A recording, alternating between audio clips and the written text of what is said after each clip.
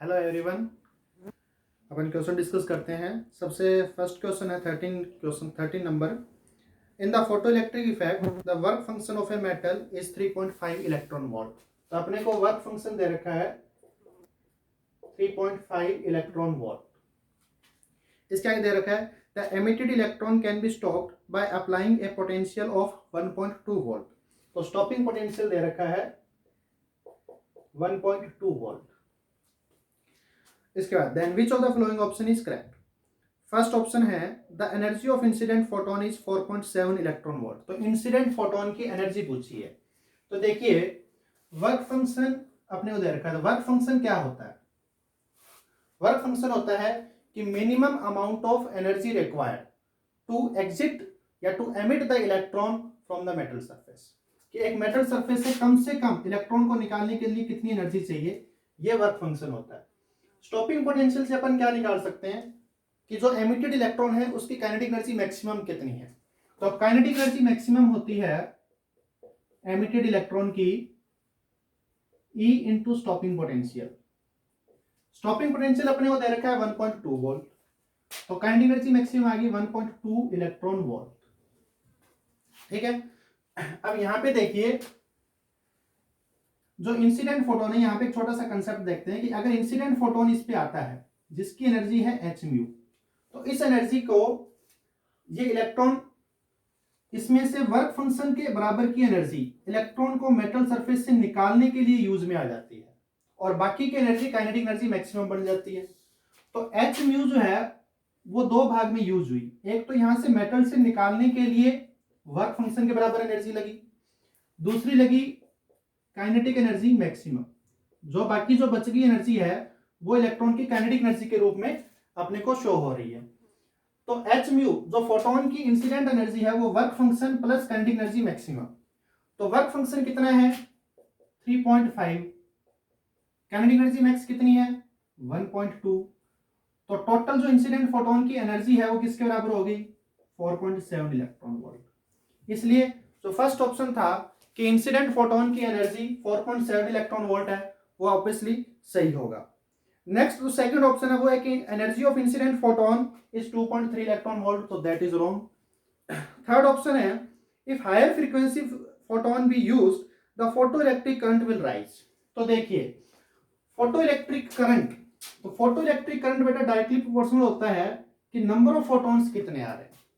अब number of photon जो है वो क्या होंगे कि पर यूनिट टाइम हमारे पास टोटल एनर्जी इंसिडेंट हो रही है I into A, intensity into area of metal surface divide by एक फोटोन की energy.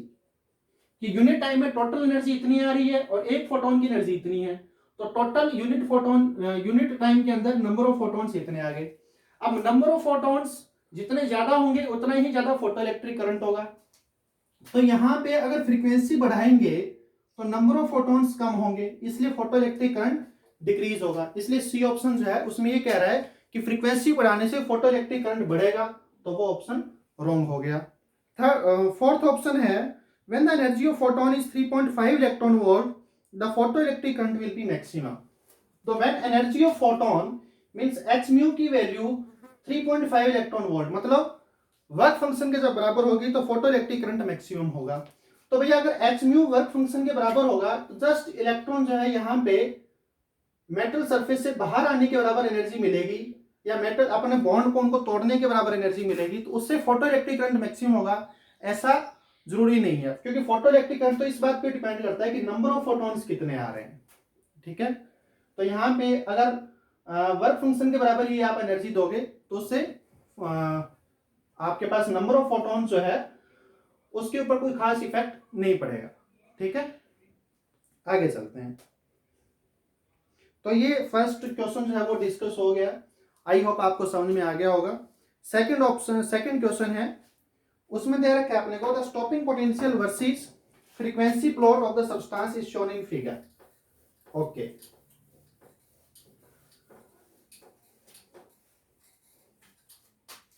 The stopping potential versus frequency of substance.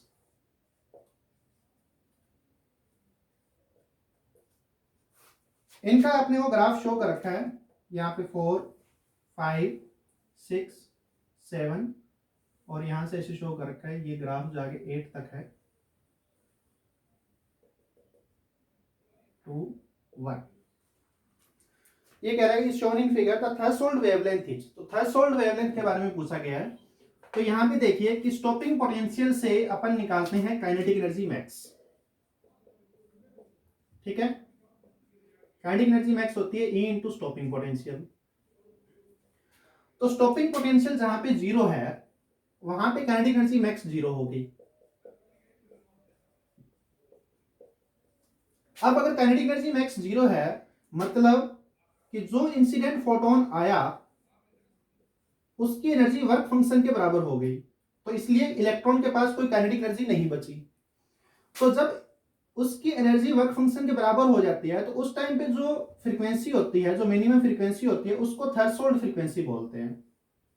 तो इस टाइम पे यहां पे थ्रेशोल्ड फ्रीक्वेंसी जो होगी वो किसके बराबर होगी, 5। अच्छा, यहां पे ये दे रखा है म्यू इंटू 10⁻14 हर्ट्ज। जो ये फ्रीक्वेंसी है ना वो म्यू इंटू 10⁻, ये म्यू की वैल्यूज है।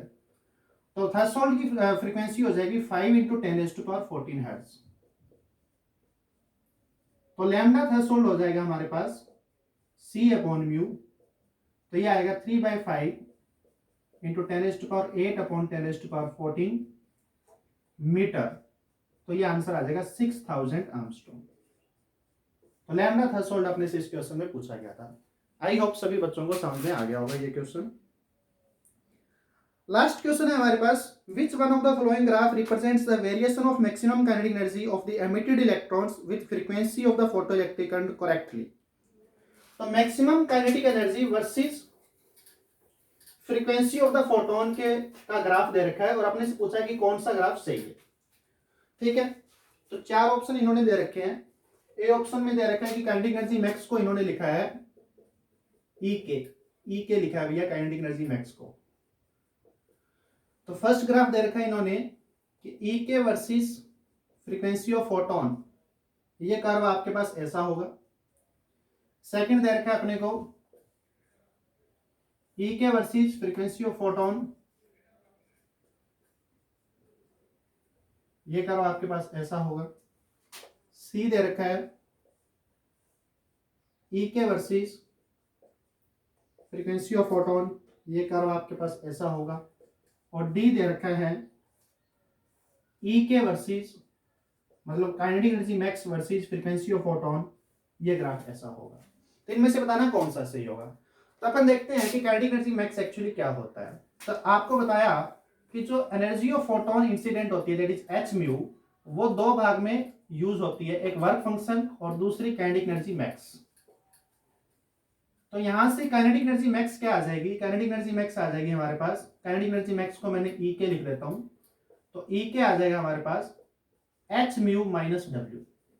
तो y is equal to M X से अगर अपन इसको कंपेयर करें, क्योंकि ई के वर्सेस म्यू का कर्व बनाना है, तो यहाँ पे h जो है वो स्लोप हो गया और y इंटरसेप्ट c मतलब काइनेटिक एनर्जी की लाइन पे जो इंटरसेप्ट है वो माइनस डब्ल्यू हो गया। तो एक स्ट्रेट लाइन ग्राफ आना चाहिए। तो स्ट्रेट लाइन ग्राफ यहाँ भी है, यहाँ भी है, और यहाँ पे तो स्लोप नेगेटिव है, तो ये तो नहीं होगा बिकॉज प्लैंक्स कांस्टेंट स्लोप है। लेकिन यहाँ पे y इंटरसेप्ट जो है मतलब काइनेटिक एनर्जी की लाइन पे जो इंटरसेप्ट है वो माइनस डब्ल्यू है, तो यहाँ पे 0 है इंटरसेप्ट बिकॉज ओरिजिन से शुरू हो रहा है। यहाँ पे पॉजिटिव का इंटरसेप्ट है, तो नेगेटिव का इंटरसेप्ट किस में होगा, इसके अंदर नेगेटिव का इंटरसेप्ट है, स्लोप पॉजिटिव है कि tan थीटा की वैल्यू h हो जाएगी और नेगेटिव का इंटरसेप्ट माइनस डब्ल्यू हो जाएगा। तो दिस ऑप्शन इज करेक्ट, ठीक है। तो आई होप जो मैंने तीनों क्वेश्चन आपको समझाए हैं वो आप सबको समझ में आ गए, और अगर किसी को कोई भी डाउट हो तो जरूर मुझे बताइएगा कमेंट।